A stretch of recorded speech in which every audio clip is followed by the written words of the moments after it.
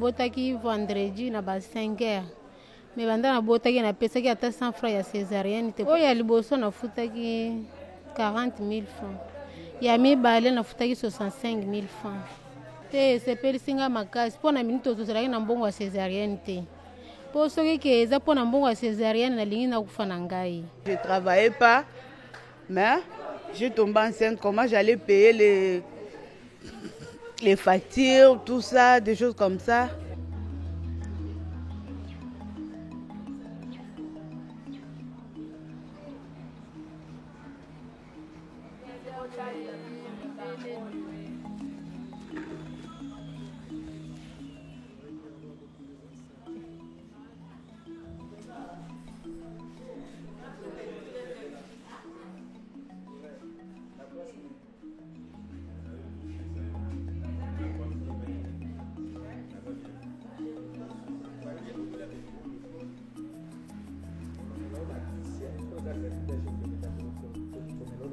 Souvent, elle refusait de faire la césarienne. Et c'est pour cela qu'elle ne venait même pas à l'hôpital. Elle partait dans des petits centres là, à la cité. Et elle ne venait pas parce qu'elle savait que si elle vient ici, le coût est exorbitant. Elle n'était pas capable de pouvoir payer ça. Et la mortalité maternelle a diminué. Ça a diminué sensiblement parce que nous recevons des cas de grossesse extra-utérine rompue où la malade est en train de saigner. Bon, si on était dans l'ancien système où il fallait payer pour qu'on puisse intervenir, ça va être difficile. C'est pour cela que beaucoup de femmes mouraient d'abord. Elles mouraient par des hémorragies.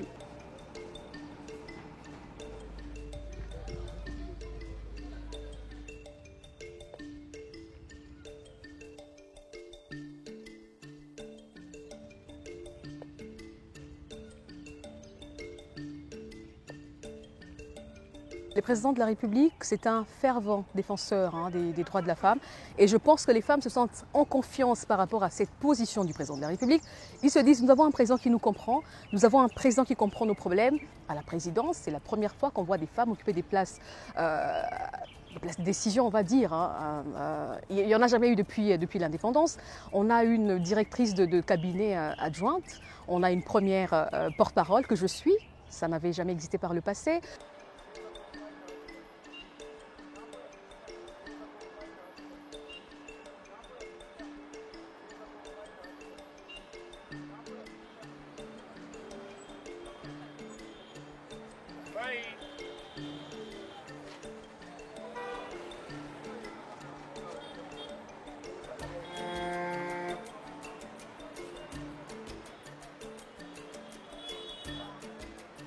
Il y a peut-être de plus en plus d'affiches avec les figures féminines, mais sur terrain, vous verrez ces femmes se plaindre de ne pas pouvoir bien faire la campagne électorale, soit parce qu'elles n'ont pas suffisamment de moyens, soit parce qu'elles ne sont pas suffisamment accompagnées. Et le résultat final, c'est qu'il n'y en a pas assez qui sont élus.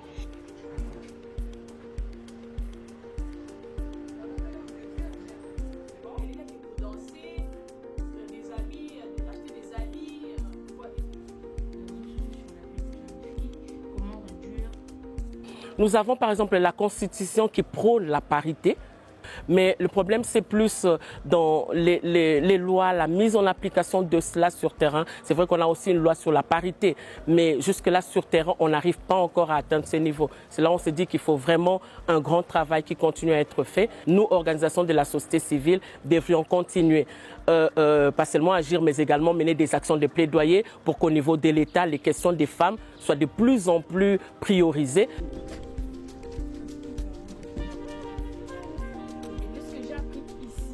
De la femme, on a la parole à la femme. Ce sont devenus des idoles. Et nous, le jeune, directement les téléphones pour voir ce que les influenceurs ont pu.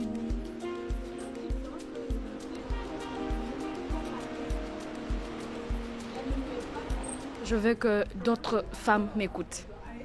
Qu'il est temps pour elles de ne pas se cacher, de ne pas rester à la maison. On doit laisser la jeune femme s'éduquer, s'instruire, s'élever, faire l'université, il faut la laisser. Il ne faut pas bloquer, que les parents ne bloquent pas les jeunes filles. Juste non, reste là, tu finis, tu as ton diplôme d'État, va au mariage. Non, non, non. Que les parents laissent les femmes aller de l'avant. Les jeunes femmes aller de l'avant, s'instruire davantage pour un jour impacter la société.